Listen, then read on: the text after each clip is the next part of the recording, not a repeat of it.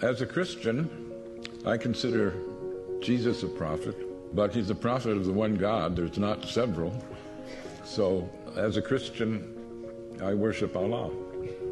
How many have read the Quran? A minority, certainly. I don't want to shame you, but I do. I think we should all be ashamed.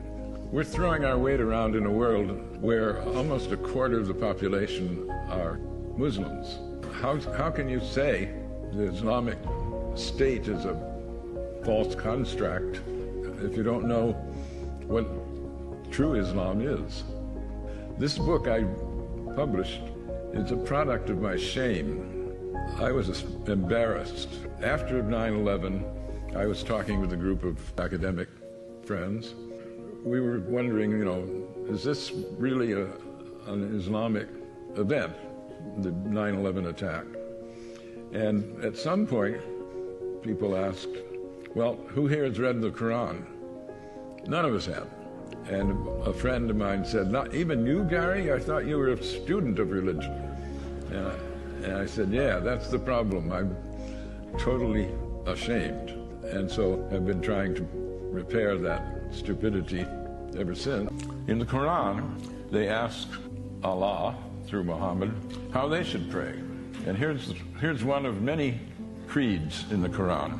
We believe in God and in what was sent down to us and what was sent down to Abraham, Ishmael, Isaac, Jacob, and the 12 tribes, and what was given to Moses, Jesus, and all the prophets by the Lord.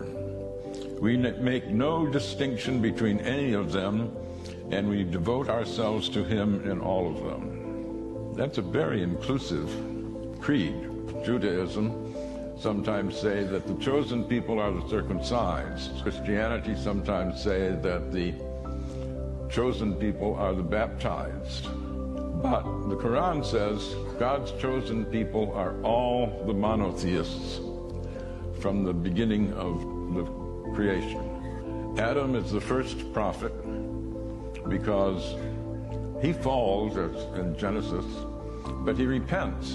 And Allah says he has sent messengers at every stage of creation. He said, I give it in the language that they use. I gave it in Hebrew for the Jewish covenant. I gave it in Greek for the Christian covenant. And I give it in Arabic for the Islamic covenant. But they're all my people. And when we think of the succession of prophets, they're given great praise. In some ways, the most important prophet before Muhammad, though they're all directly from God, it's Jesus. Jesus is given a bigger accreditation than other prophets. John the Baptist is made a prophet so that he can prophesy Jesus. Mary, his mother, is the only woman named in the Quran. No wife of Muhammad is named. There's no Adam and Eve, there's Adam and spouse. But Mary is not only named, she's made sinless. She conceives Jesus in virgin birth. She is tremendously honored. One can only hope that more people will use freedom to do things like read the Quran rather than hate the Muslims.